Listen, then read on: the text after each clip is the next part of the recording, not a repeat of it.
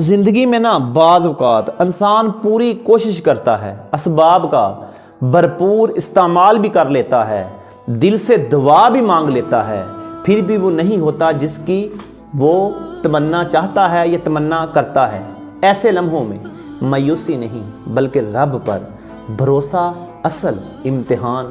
بن جاتا ہے۔ ہمیں یاد رکھنا چاہیے کہ اللہ کا فیصلہ ہماری خواہش سے بڑا اور اس کی حکمت ہماری سمجھ سے وسیع تر ہوتی ہے، اور جو چیز ہمیں نہ مل سکے شاید وہ ہمیں کسی بڑے نقصان سے بچا رہی ہو، اور جو تحیر ہو رہی ہے وہ کسی بہتر وقت کی شاید تیاری میں ہو۔ اس لیے ہوا نتیجہ ہماری چاہت کے مطابق ہو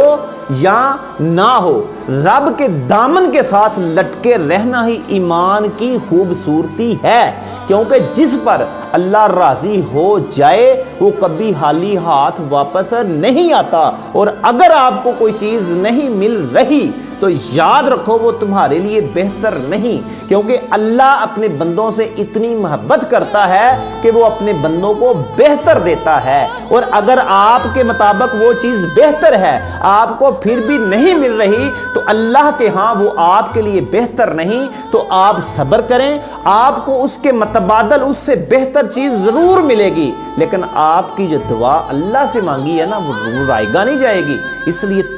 کامل ایمان توکل جو ہے نا وہی اصل میں ایمان ہے، اللہ کی ذات پر کامل توکل ہی ایمان ہے۔